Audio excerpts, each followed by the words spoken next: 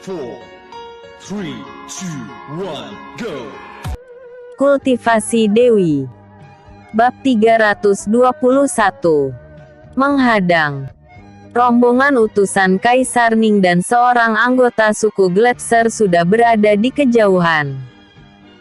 Kuda mereka memacu dengan cepatnya menembus kegelapan malam. Jian Heng dan Fang Yin tidak melihatnya dari tempatnya yang sekarang.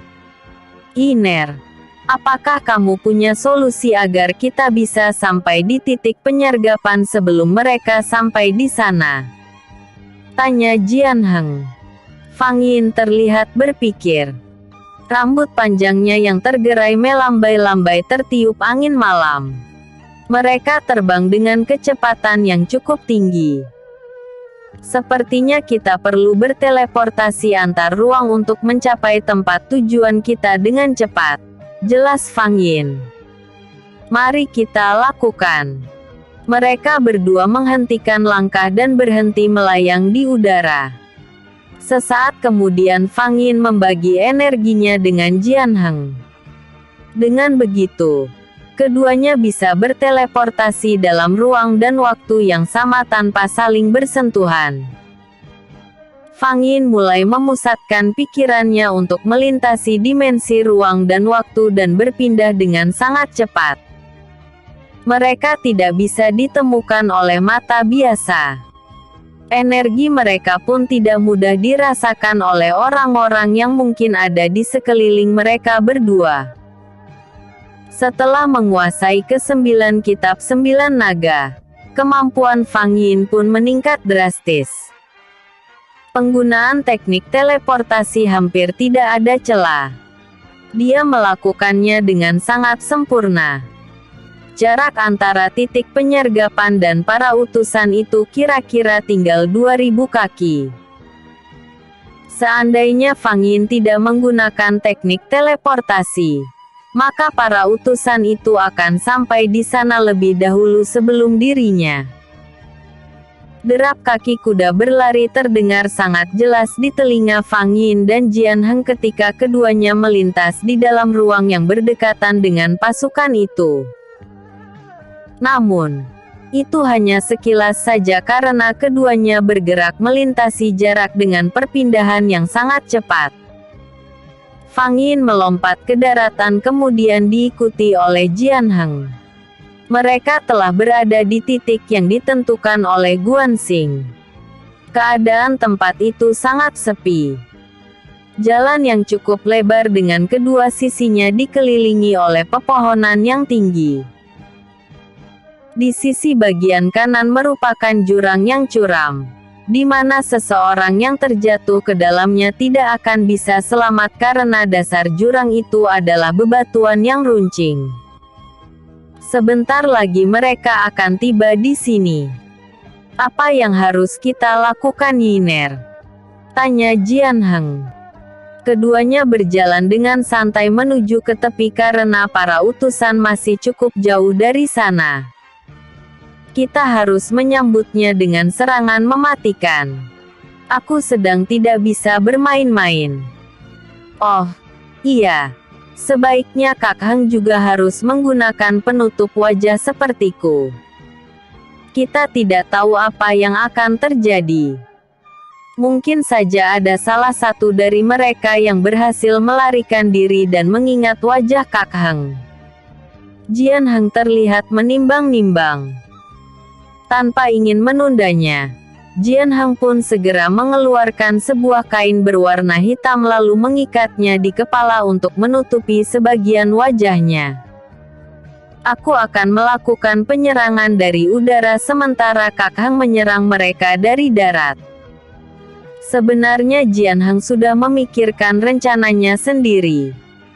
Dia ingin bersembunyi terlebih dahulu dan membiarkan Fang Yin menyerang mereka terlebih dahulu. Dengan begitu mereka tidak akan ada yang lolos dari pengawasannya.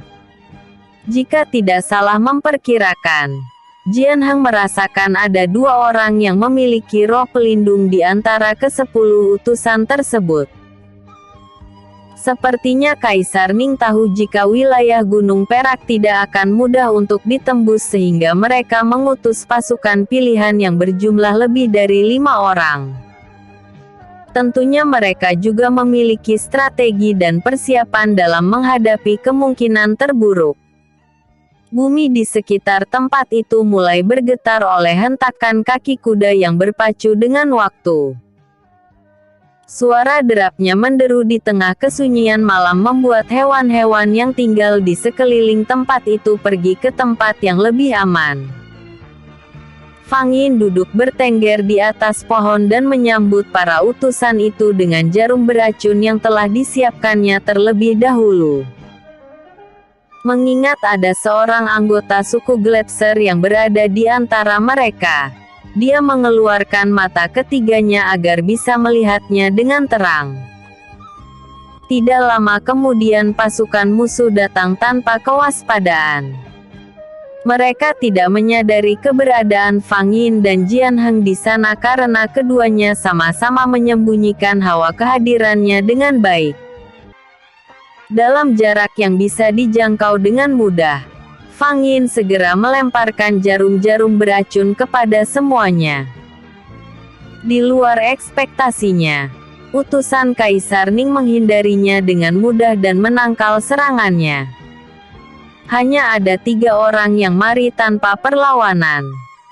Suara ringkikan kuda ketakutan membuat bulu Roma meremang. Pengendaranya menghentikan tunggangan mereka secara mendadak lalu mengedarkan pandangannya untuk mencari siapa penyerang yang bersembunyi. Gelapnya malam membuat para utusan itu harus bekerja lebih keras untuk menemukan Fang Yin. Keluar kamu! Dasar pengecut. Beraninya hanya menyerang sambil bersembunyi. Kamu pasti takut jika berhadapan dengan kami. Salah seorang dari utusan itu berteriak geram. Gawat. Sepertinya aku tidak bisa terus bersembunyi. Sebaiknya aku keluar dan menghadapi mereka dengan memperlihatkan diriku.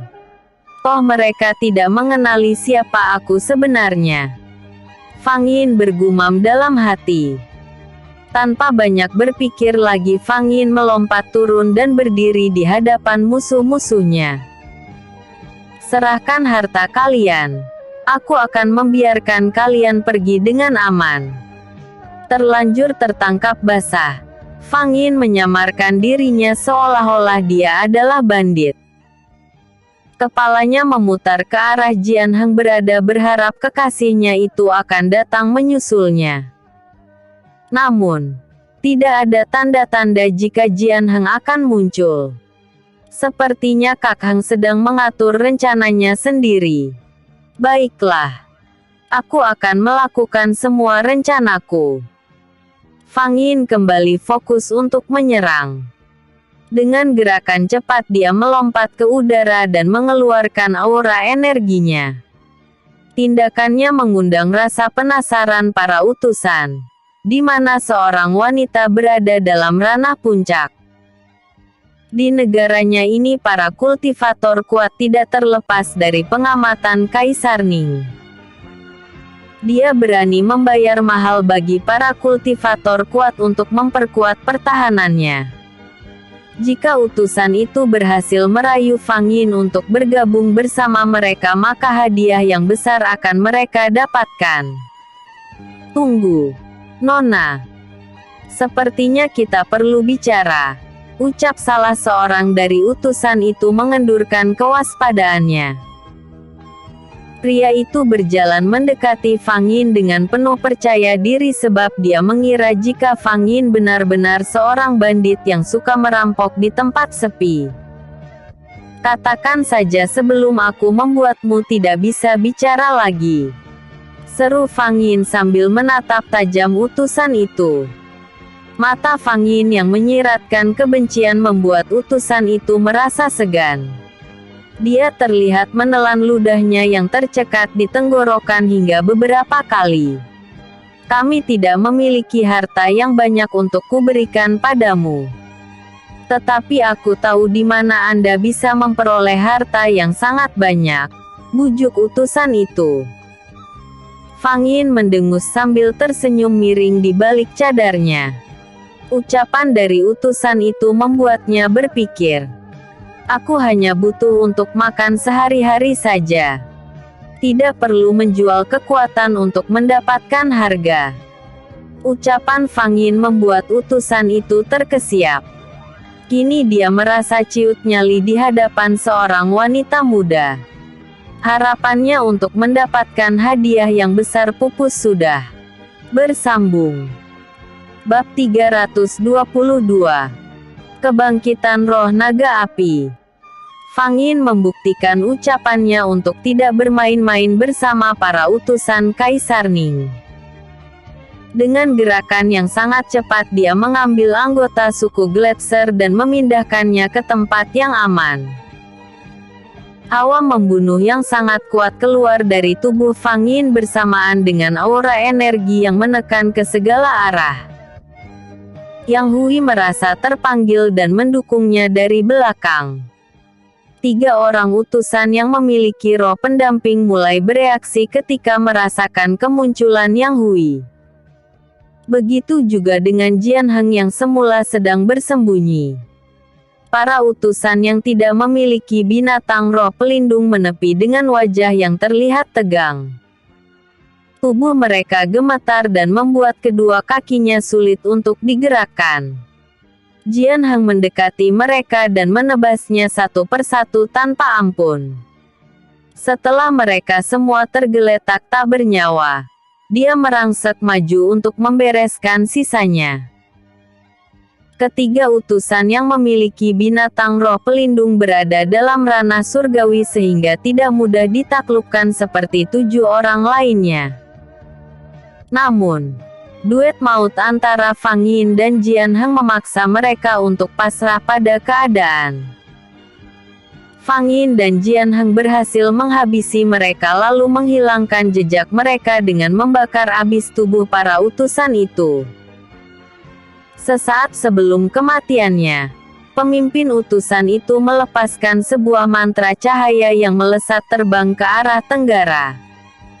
Arah di mana istana kekaisaran benua timur berada. Kita harus lebih waspada setelah ini, Yiner. Kelihatannya utusan itu mengirimkan sinyal bahaya pada Kaisar Ning dengan energinya. Sebisa mungkin kita harus menghapuskan jejak energi di tempat ini hingga benar-benar bersih. Jian Heng memperingatkan Fang Yin. Tentu saja, jawab Fang Yin. Seluruh kuda-kuda milik para utusan itu juga dilenyapkan oleh Fang Yin. Kita harus segera kembali ke Gunung Perak sebelum bala bantuan datang untuk mencari keberadaan pasukan khusus yang telah kita habisi. Jelas Jian Heng.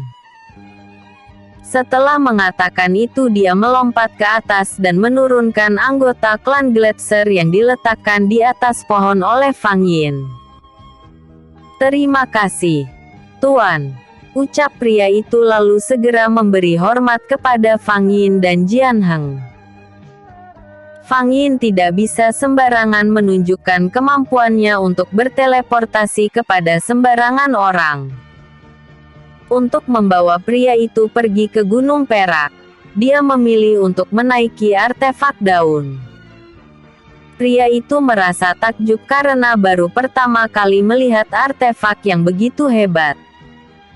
Dengan perasaan takut dia mengikuti Fang Yin dan Jian Heng menaikinya.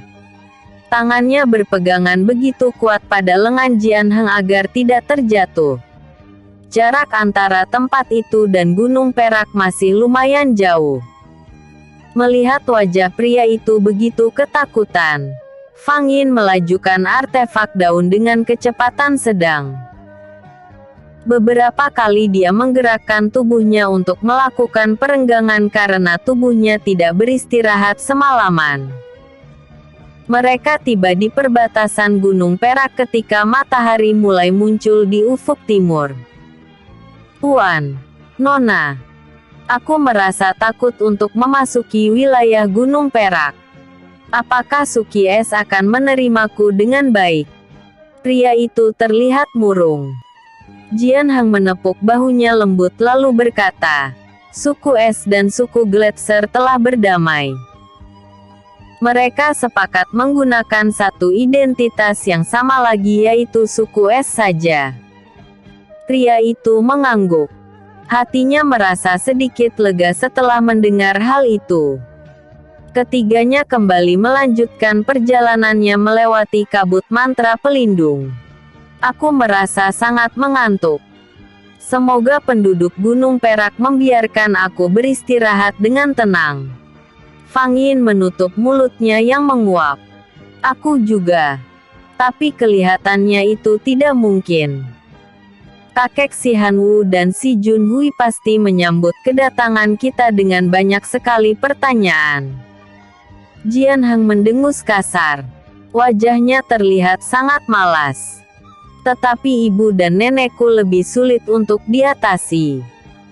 Mereka tidak akan berhenti hingga seluruh rasa ingin tahunya terjawab tuntas.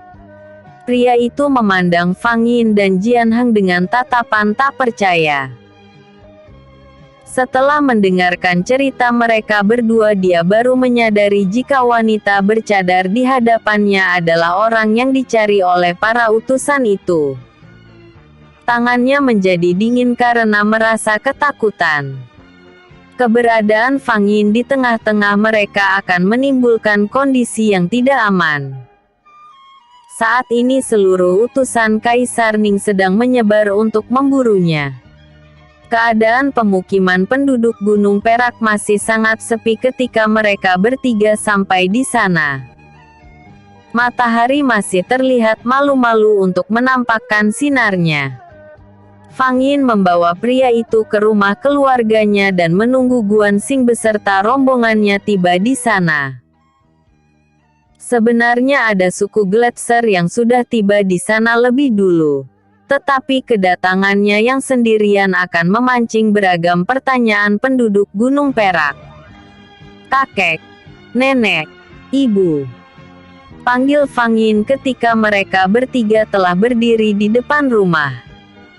Si Han Wu dan si Jun Hui yang sedang duduk di ruang depan segera beranjak dan membukakan pintu untuk Fang Yin dan Jian Hang.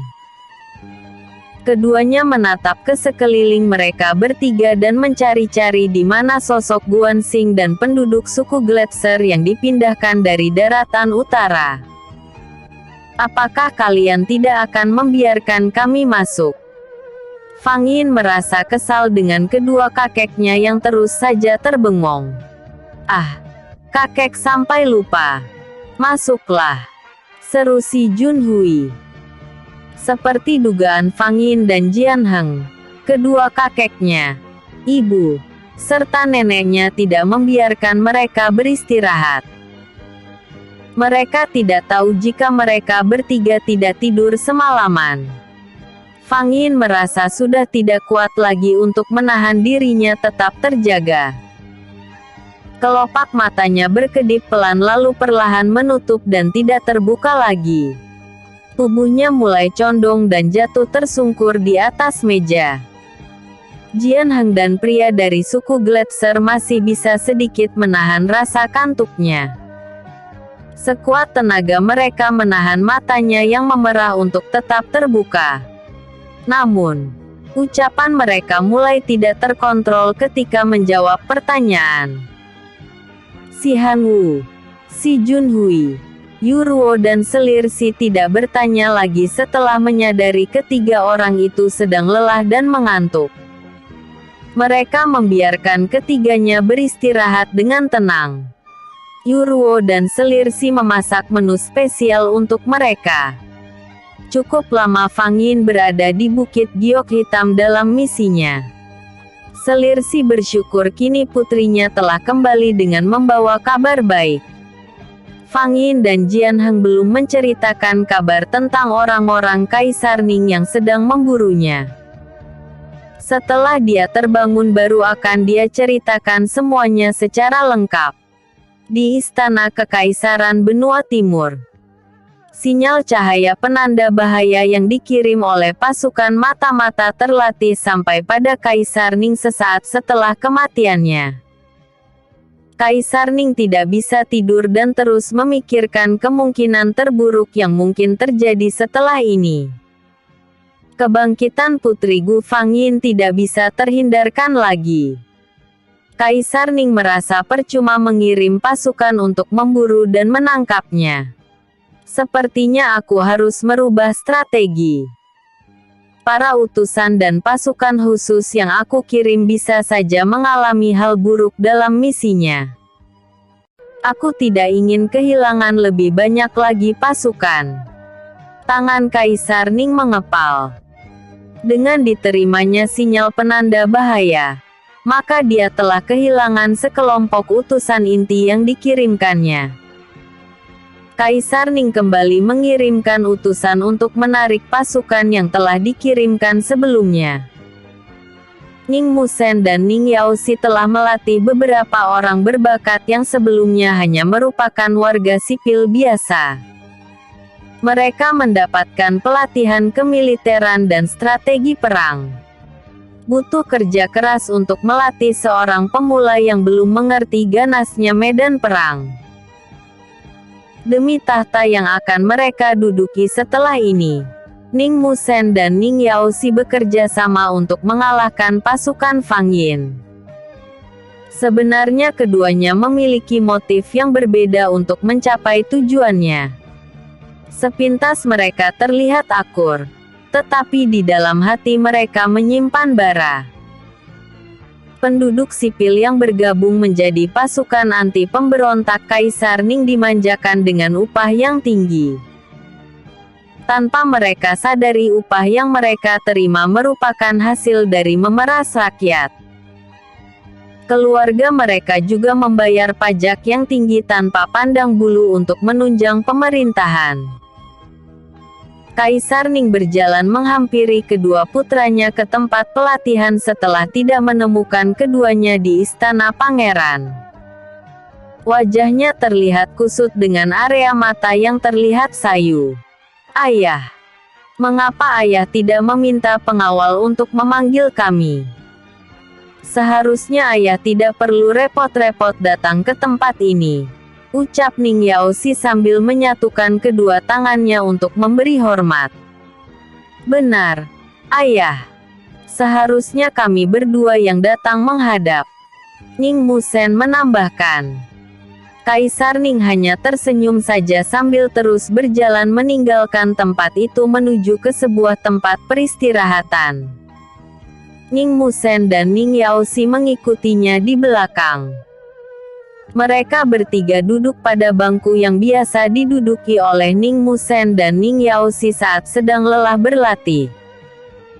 Kaisar Ning memberitahukan tentang sinyal bahaya yang dia terima semalam. Berita itu juga cukup mengejutkan bagi kedua putranya tersebut.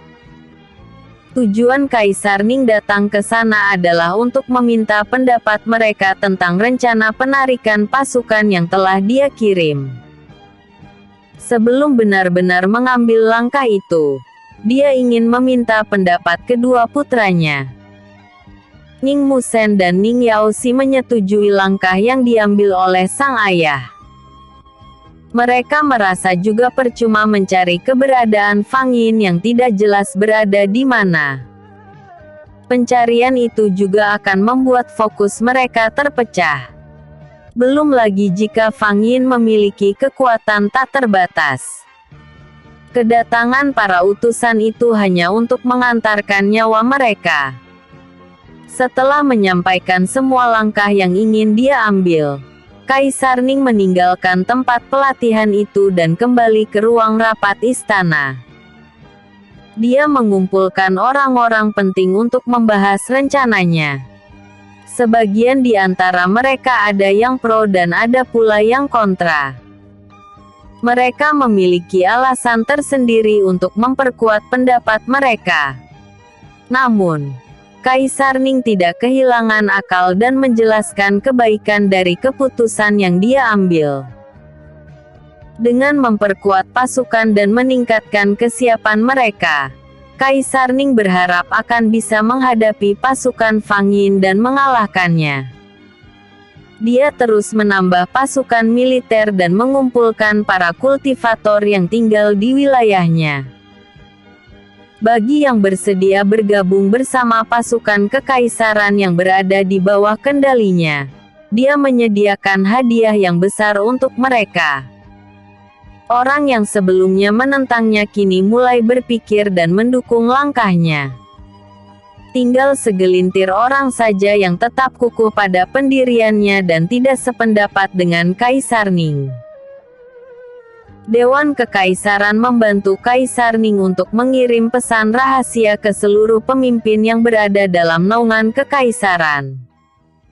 Dengan begitu proses penarikan pasukan itu akan berlangsung cepat.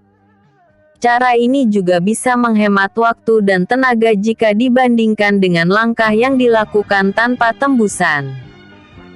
Pikiran Kaisar Ning sedikit tenang. Dia kembali ke kamarnya setelah menyelesaikan tugasnya. Namun, dia tidak bisa bersantai meskipun tubuhnya merasa sangat lelah. Pria itu berjalan tergesa menuju ke sebuah bilik pribadi miliknya. Tidak ada yang bisa memasuki ruangan itu tanpa seizinnya. Di sana tersimpan berbagai macam dokumen penting, kitab bela diri, dan juga beberapa pusaka yang hanya dikeluarkan pada waktu-waktu tertentu saja. Kaisar Ning berjalan menuju ke tengah ruangan di mana sebuah relief berbentuk simbol lingkaran terukir pada lantainya.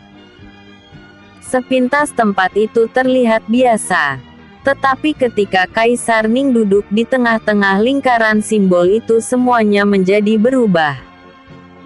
Relief simbol itu menyala dan membuat tubuh Kaisar Ning bergerak memutar mengikuti putaran lantai. Di sekeliling lingkaran itu muncul cahaya energi kuat yang sangat pekat dan membuatnya meringis kesakitan ketika energi itu menerobos masuk ke dalam tubuhnya. Setelah ratusan tahun berlalu akhirnya Kaisar Ning berani untuk mengambil roh pendamping yang tersegel di dalam relief simbol tersebut. Binatang roh itu merupakan binatang roh ribuan tahun yang berhasil ditaklukkan oleh kaisar terdahulu. Mereka tidak mengambilnya dan menyatukannya dengan tubuh mereka karena binatang roh itu memiliki hawa jahat yang sulit untuk dikendalikan. Cerita tentang binatang roh naga api yang diserap oleh Kaisar Ning sudah berlangsung secara turun-temurun. Para pemimpin sebelum dirinya menganggap relief lingkaran itu sebagai simbol yang sakral sehingga menempatkannya dalam sebuah ruang rahasia. Hanya para kaisar dan orang terdekatnya saja yang mengetahui tentang cerita ini. Setelah berkuasa, Kaisar Ning mulai mencari tahu dan membaca-baca tentang binatang roh naga api yang terkurung di sana. Setiap kali dia mendekati tempat itu dia merasakan energi yang kuat yang menariknya untuk mendekat. Keadaan ini berlangsung hingga beberapa kali dan membuatnya semakin yakin jika binatang roh ini cocok untuknya. Setelah menyerap kekuatan binatang roh naga api, keadaan Kaisar Ning belum baik-baik saja. Tangannya mencengkram kuat dengan rahangnya yang saling beradu.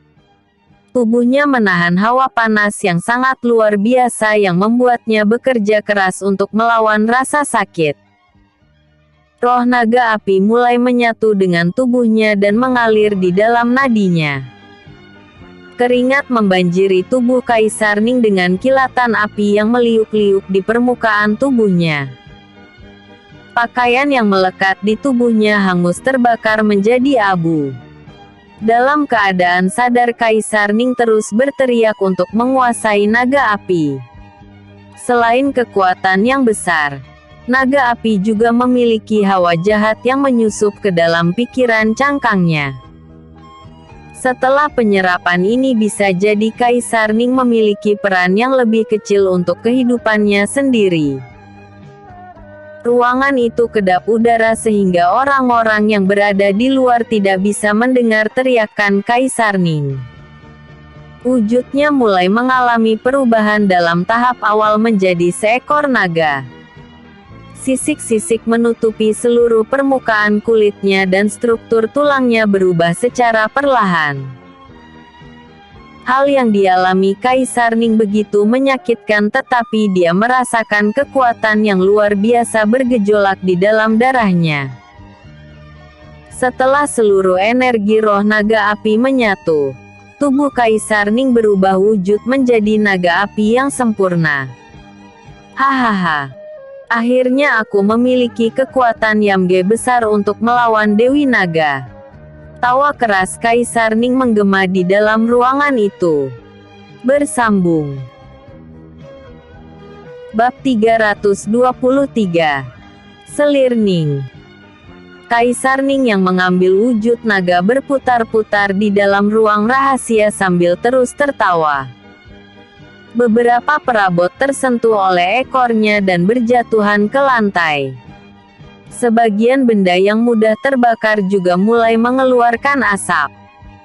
Tidak ingin koleksinya rusak, Kaisar Ning mengubah wujudnya kembali menjadi manusia biasa. Pakaiannya yang telah hangus terbakar membuat tubuhnya polos tanpa sehelai benang pun yang tersisa. Aku merasa kembali menjadi muda lagi. Kulitku menjadi halus dan kencang. Tulang-tulangku juga terasa kuat. Kaisar Ning mengamati perubahan pada tubuhnya. Di ruangan itu tidak ada cermin sehingga dia tidak bisa melihat perubahan wajahnya. Setelah merasa puas dengan kekagumannya pada dirinya sendiri, Kaisar Ning segera mengenakan pakaian kebesaran yang dia simpan di dalam cincin penyimpanannya. Udara panas di dalam ruangan itu belum sepenuhnya menghilang.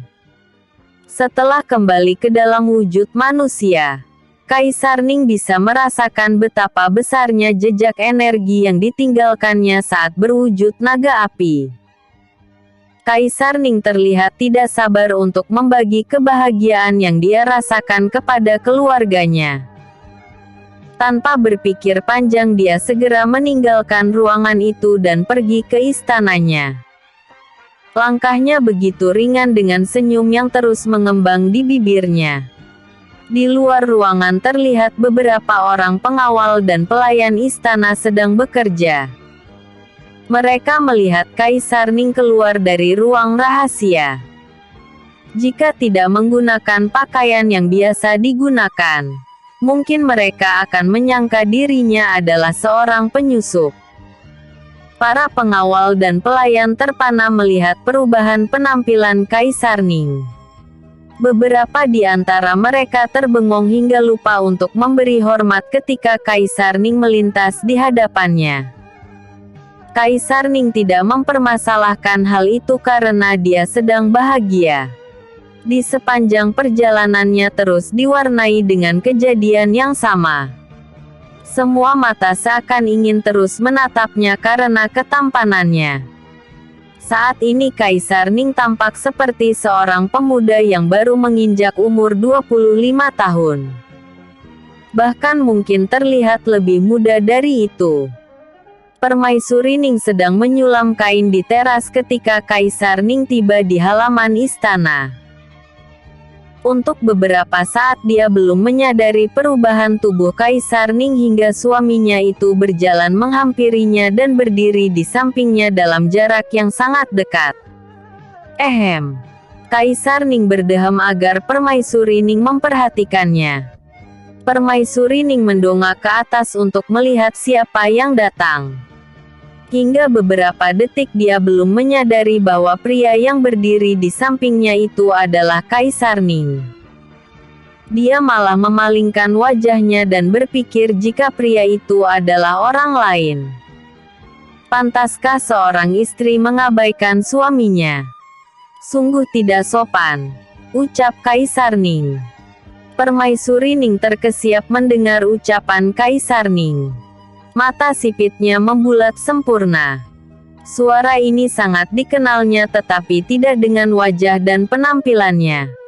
Yang mulia, pekiknya. Tubuhnya bangkit perlahan lalu berdiri di hadapan Kaisar Ning. Masih dengan perasaan yang sama.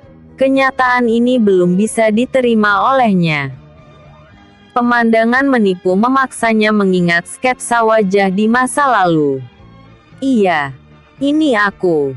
Kamu pikir siapa? Kaisar Ning dengan bangga membuka tangannya untuk menunjukkan tubuhnya. Apa yang terjadi? Yang mulia, apakah Anda salah memakan sesuatu? Permaisuri Ning terlihat panik. Dia berpikir jika perubahan yang terjadi pada Kaisar Ning bukanlah hal yang baik. Kaisar Ning merasa kesal dengan sikap Permaisuri Ning. Tanpa banyak bicara lagi dia mengangkat tubuhnya lalu membawanya masuk ke istananya. Kain dan alat sulam milik Permaisuri Ning terlepas dari genggamannya dan jatuh berserakan di lantai.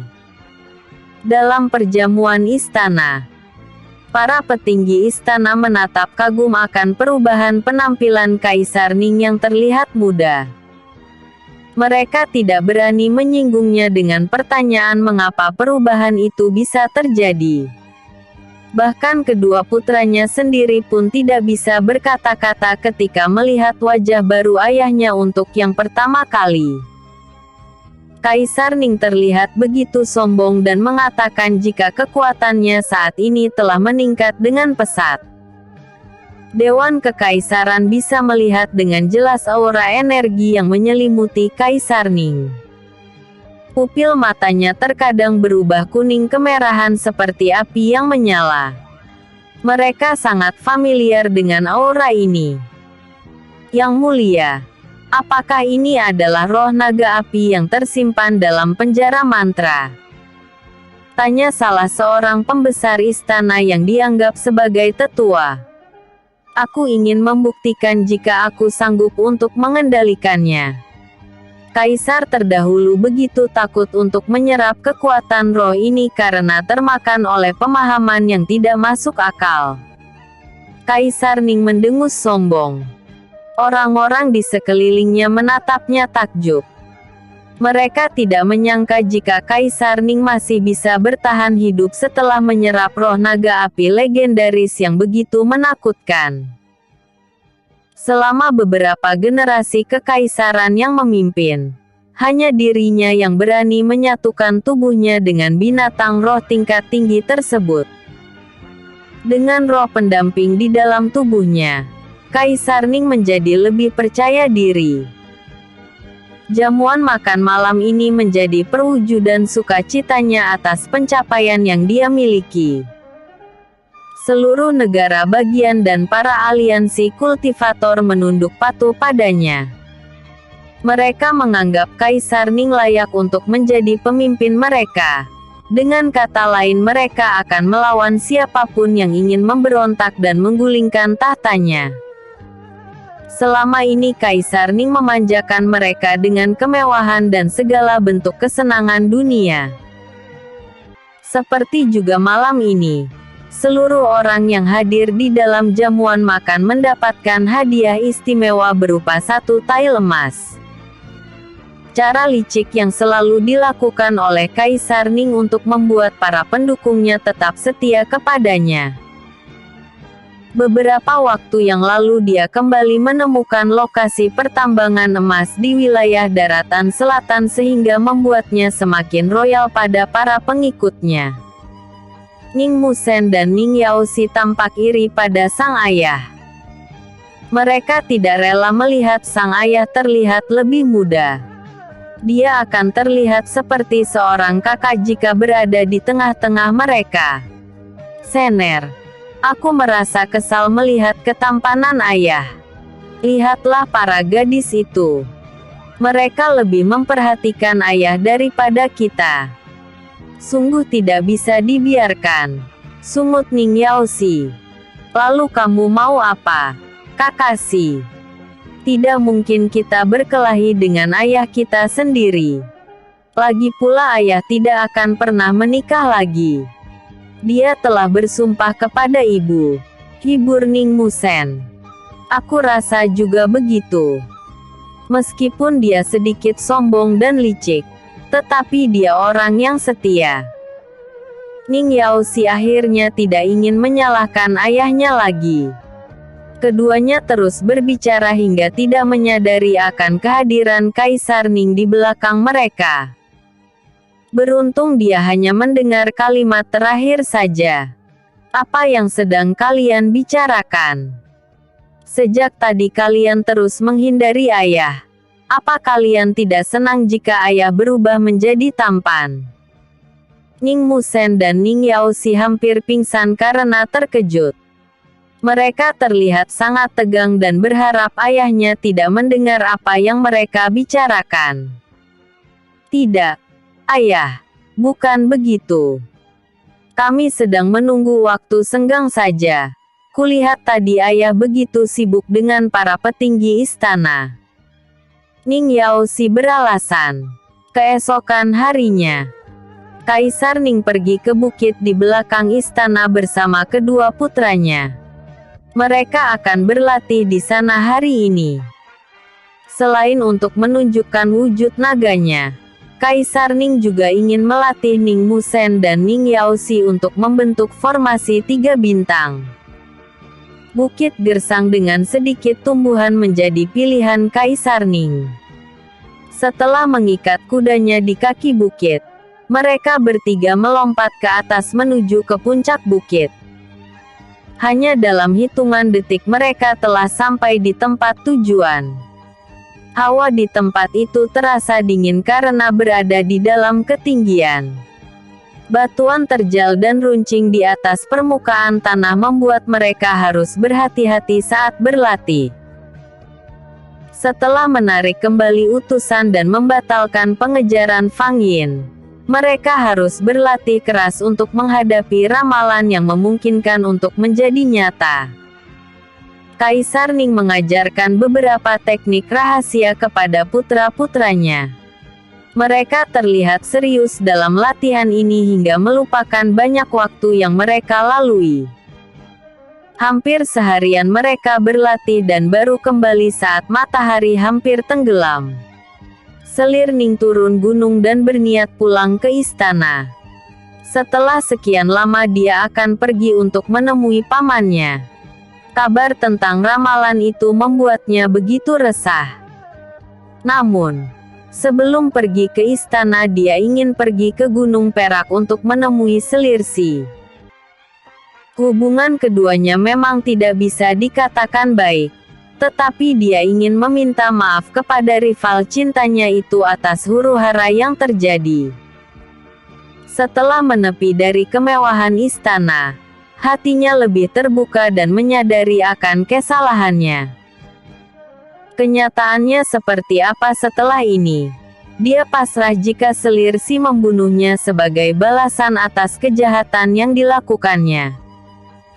Keadaan Kekaisaran Benua Timur menjadi hancur berantakan dalam kepemimpinan Kaisar Ning. Semula dia berpikir hanya ingin menyingkirkan Selir Si dan putrinya saja. Tidak pernah terbesit di benaknya akan kehancuran dinasti Gu. Selir Ning duduk termangu di atas kudanya ketika sampai di kaki Gunung Perak. Hari mulai gelap dan semakin gelap dengan kabut mantra yang menyelimuti wilayah itu. Suku es melindungi wilayah ini dengan sangat baik. Meskipun aku berusaha, sepertinya akan sulit untuk menembus pelindung ini. Selir Ning terus berpikir untuk mencari cara agar bisa masuk ke Gunung Perak. Di kejauhan sayup-sayup terdengar suara derap langkah kaki kuda. Selir Ning tersenyum simpul dan merasakan ada secercah harapan untuk bertemu Selir Si. Semoga orang-orang itu adalah penduduk Gunung Perak atau Selir Si itu sendiri. Selir Ning terlihat tidak sabar. Beberapa kali dia mengajak kudanya berjalan pelan dan berputar-putar di tempatnya. Tempat dia berdiri saat ini merupakan jalan satu-satunya menuju ke wilayah Gunung Perak. Guansing yang memimpin rombongan suku Gletser merasa heran ketika melihat seorang wanita tengah berdiri seorang diri di perbatasan Gunung Perak. Jalur ini sangat jarang dilewati sehingga dia berpikir jika wanita itu adalah orang yang tersesat. Selirning melompat turun lalu memberi hormat pada Guansing dan rombongan. "Selamat petang, Tuan. Maaf jika kehadiranku mengganggu perjalanan Anda." Guansing membalas hormat Selirning. Dia merasa tidak mengenal Selirning yang baru pertama kali ditemuinya. Menilik dari penampilannya, dia sangat sederhana dan elegan. "Anda terlalu sopan, Nona. Apa yang Anda lakukan di sini? Tempat ini adalah tempat yang sangat berbahaya bagi orang yang tidak terbiasa dengan medannya," jelas Guansing. "Maaf, Tuan. Saya memang sengaja datang ke tempat ini untuk menemui teman lama saya, si Yujie." Selirning berharap pria di hadapannya itu memberinya jalan. "Kebetulan kami sedang menuju ke Gunung Perak. Mari ikut kami." Guansing tidak ingin menahan rombongannya terlalu lama. Tanpa pikir panjang dia membawa serta Selirning ke dalam rombongannya. Mereka kembali melanjutkan perjalanan menuju ke Gunung Perak. Pandangan mata Selirning dimanjakan oleh keindahan alam di sekelilingnya. Mantra pelindung wilayah ini terbuka ketika darah keturunan suku es membawanya serta melintas gerbang tak terlihat. Hari semakin gelap dan benar-benar gelap ketika mereka mencapai pemukiman penduduk. Lentera menyala di sepanjang jalan memberi penerangan. Rombongan itu berhenti di depan rumah keluarga Selirsi untuk mengantar Selirning. Tanpa curiga sedikit pun, Guansing membawa Selirning berjalan mendekati pintu rumah si Junhui. "Sebentar aku akan memanggil pemilik rumah ini," ucap Guansing meminta Selirning untuk menunggu. Guansing mengangkat tangannya untuk mengetuk pintu. Namun, tangannya terhenti ketika pintu sudah terbuka sebelum dia berhasil menyentuhnya. "Hei, bocah nakal. Apa yang sedang kamu lakukan di sini? Masuklah." Ucapan si Junhui terjeda ketika melihat seseorang yang sangat dikenalnya berdiri di samping Guansing. Guansing terlihat bingung saat melihat ekspresi si Junhui yang tiba-tiba berubah. Dia kemudian mengikuti arah pandangnya yang menatap tajam Selirning. Hingga detik ini dia belum menyadari jika pria di hadapannya itu tidak menyukai wanita yang dia bawa. "Oh, iya. Maaf aku sampai lupa untuk mengatakan siapa nona ini." Dia. Si Junhui mengangkat tangannya sebagai isyarat agar dia diam. Wajah Guansing menjadi tegang saat melihat sorot kebencian di mata si Junhui. Tatapannya terlihat sangat menakutkan. "Apa yang kamu lakukan di sini? Apakah kamu sudah bosan hidup? Kamu ibarat kelinci yang masuk ke kandang singa." Si Junhui berbicara pelan dan penuh penekanan. Gaya bicara yang biasa didengungkan oleh seseorang yang sedang menahan marah. Saat ini hati si Junhui sangat bergejolak.